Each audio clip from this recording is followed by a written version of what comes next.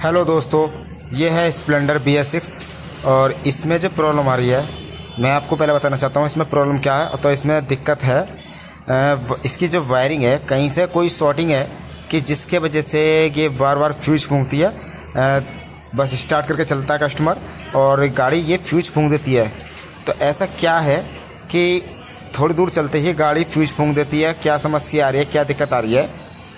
तो ये टॉपिक आपके लिए बहुत काम की चीज़ है, दिखाता हूँ।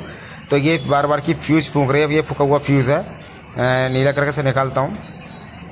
तो ये फ्यूज फूका हुआ है। तो ये फ्यूज क्यों फूक रही है, तो कहाँ से शॉर्टिंग होती है, कहाँ से प्रॉब्लम आती है, कहाँ से दिक्कत आ जाती है, तो इसके बारे में आपको विस्तार से बताऊँगा। अगर आप हमारे चैनल पर नए हैं तो चैनल को सब्सक्राइब करें, लाइक करें, शेयर करें। और सबसे मेन चीज़ ये होती है कि एक्चुअली क्या BS6 गाड़ी की वायरिंग शॉर्ट होती है, और होती है तो कहाँ से होती है, कहाँ से फोल्ड निकलते हैं। तो आपको मैं बताना चाहता हूँ कि वायरिंग शॉर्ट कहीं से भी हो सकती है, चाहे बैटरी के पास से हो, या आगे हेडलाइट से हो, या बैकलाइट से हो, या टंकी सीट के नीचे हो, या टंकी के नीचे हो। तो कहीं से भी कोई भी शॉर्टिंग हो सकती है, क्योंकि पूरी गाड़ी में आगे से पीछे तक हॉर्न के तार तक बिल्कुल वायरिंग फैली हुई है। क्योंकि कभी कभी हॉर्न के तार में भी दिक्कत आ जाती है, तो उसमें से भी प्रॉब्लम आ जाती है शॉर्टिंग की। तो लेकिन इसके लिए हमें पूरी गाड़ी को खोल के चेक करना पड़ेगा, जो कस्टमर द्वारा परेशान ना हो, दिक्कत ना हो। तो इसीलिए मैं आपको बताना चाहता हूं, क्योंकि BS6 में फ्यूज फूकने की, पेट्रोल मोटर की, स्पार्क प्लग करंट की, चलते चलते बंद होने की, मिसिंग मारने की, वायरिंग शॉर्ट होने की, ये ज़्यादा समस्या आती हैं। और ये समस्या क्यों बनती हैं, तो भाई एक्चुअली क्या है कि वायरिंग तो ज़्यादा कर दी BS6 में, लेकिन स्पेस बहुत कम कर दिया और वायरिंग कर दी पूरी। तो भाई खोलते हैं सीट और टंकी इसकी और देखते हैं क्या दिक्कत निकलती है। तो टंकी सीट हमने खोल लिया। तो कभी कभी यहाँ ECU के पास से भी शॉर्टिंग हो जाती है, बैकलाइट के पास से भी शॉर्टिंग हो जाती है। तो चेक कर रहे हैं कि बैकलाइट के पीछे से कोई तार वार शॉर्ट तो नहीं है। तो जहाँ से बैकलाइट के तार आते हैं पल्ले तरफ को, उधर की साइड वायरिंग में दबी रहती है, उधर से भी शॉर्टिंग हो जाती है रगड़ के, धचकी से हिल के। तो वायरिंग कहाँ से शॉर्ट होती है, बहुत ज़्यादा दिक्कत आती है। कस्टमर हमारे पास हमें हमारी जो ऑडियंस है वो कहती है कि भाई BS6 में फ्यूज फूकने की शिकायत आ रही है और बैटरी चार्ज होने की शिकायत आ रही है। तो क्या चेक करें, क्या प्रॉब्लम है, क्या दिक्कत आ सकती है, तो मैं बताता हूँ आपको। तो इससे जो बैटरी की चार्जिंग जो होती है, सबसे ज़्यादा 95% वायरिंग की प्रॉब्लम निकलती है, जो बैटरी चार्ज नहीं होती और वायरिंग शॉर्ट होती है, मिसिंग मारती है, और पेट्रोल मोटर पर करंट नहीं आता, स्पार्क प्लग पर करंट नहीं आता। तो ये सबसे ज़्यादा 95% वायरिंग की दिक्कत होती है। तो भाई ये जो कपलर निकालने के लिए जो आपका जो पीला कलर का कैप है, इसको दबा के आप बहुत आसानी से निकाल सकते हो। बहुत से लोग लॉक निकालते थे पहले, लेकिन मैं बताता हूँ आपको कि आपको सिर्फ पीला वाला जो ऊपर से लॉक है, इसे दबाइए और आपका पेट्रोल का पाइप बाहर निकल जाएगा। तो इसके लिए हमने टंकी वंकी सब उतार ली है और चेक कर रहे हैं कहीं से कोई शॉर्टिंग वॉर्टिंग तो नहीं है, कोई और जगह से कोई फॉल्ट तो नहीं है। तो कोई भी दिक्कत, कोई भी प्रॉब्लम कहीं से भी हो सकती है। तो शॉर्टिंग की कोई पता नहीं होती कि शॉर्टिंग कहाँ से है, कहाँ से नहीं है। तो चेक कर रहे हैं शॉर्टिंग की कहाँ से दिक्कत आ रही है, कहाँ से समस्या है। तो अच्छी तरीके से हम चेक कर रहे हैं। तो आपको विस्तार से इस तरीके से ही चेक करनी है, क्योंकि बहुत से जो हमारे मैकेनिक भाई हैं उनको BS6 बाइक की, देखो भाई शॉर्टिंग यहाँ पर है, जहाँ पर आपके हॉर्न और ऑटो सेंसर के वायर जा रहे हैं, जहाँ पर हॉर्न के और ऑटो सेंसर के तार जा रहे हैं। तो भाई ये हॉर्न वाला जो वायर है ये शॉर्ट है और कोई और शॉर्टिंग नहीं है इसके अंदर, शॉर्टिंग नहीं है। और ये टंकी से टच हो रहा था, मैं आपको दिखाता हूँ। तो भाई ये बता भी रहा था कस्टमर कि मैं जब भी कभी हॉर्न बजाता हूँ, कभी नहीं बजाता, तो ये उससे ही प्रॉब्लम आ जाती थी। लेकिन हमें चेक करनी थी पूरी गाड़ी, तो कहाँ से दिक्कत निकलती है, कहाँ से प्रॉब्लम निकलती है।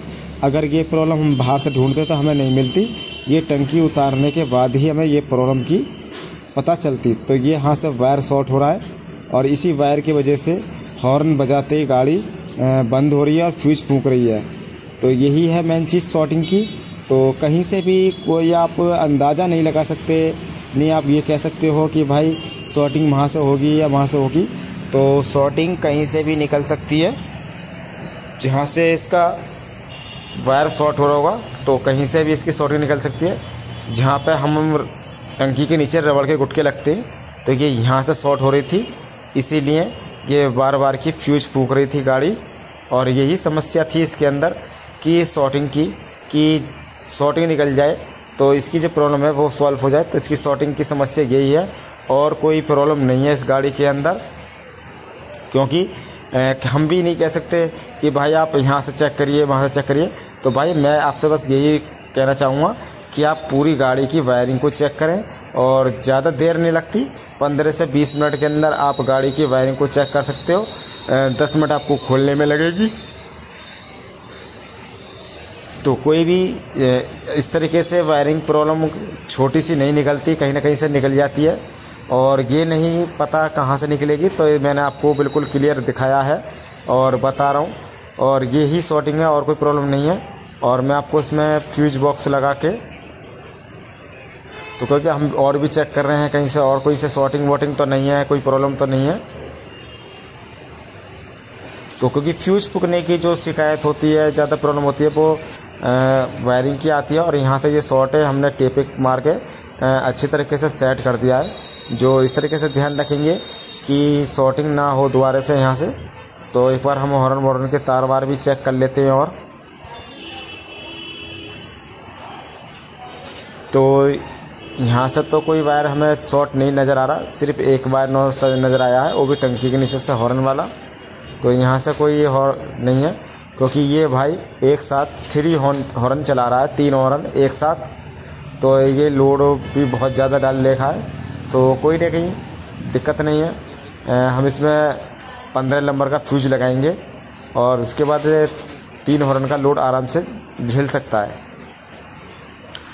तो इसे अब हम कंप्लीट करते हैं, टेप वेप मार के इसे सेट करते हैं। तो टेप वेपिंग करने के बाद इसे हम कंप्लीट करके आपको टंकी लगा दी है, पेट्रोल पाइप लगा दिया है इसका, और इसे हम सेट कर रहे हैं। तो इसमें हमने फ्यूज लगा दिए हैं और फ्यूज लगाने के बाद आपको आगे दिखाते हैं गाड़ी स्टार्ट करके।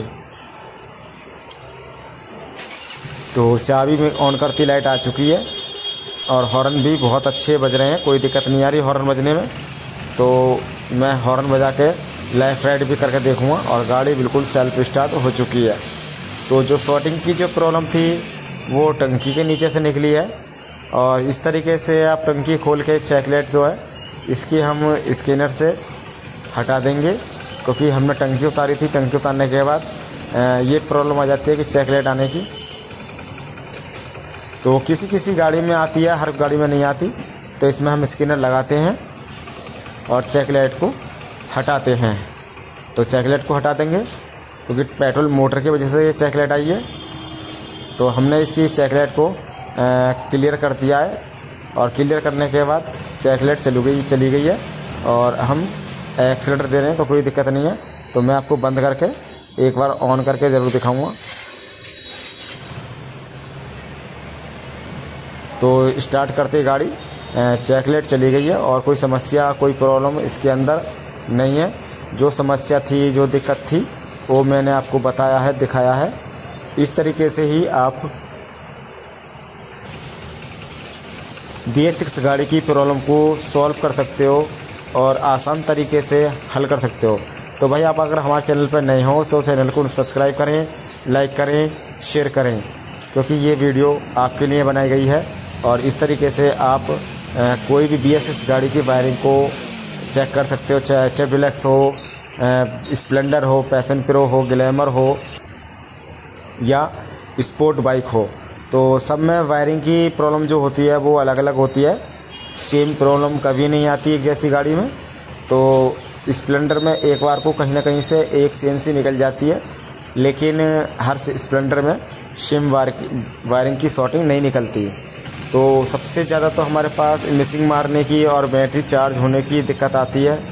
तो गाड़ी में फ्यूज फूकने की तो कम आती है, लेकिन हमारे पास मिसिंग मारना और तुम्हारे बैटरी चार्ज ना होना, तो ये प्रॉब्लम ज़्यादा आती है स्प्लेंडर में। तो इसीलिए मैंने अपने चैनल पर वीडियो बना रखी है, तो आप हमारे चैनल पर जाके देख सकते हैं। तो वीडियो अच्छी लगी हो चैनल को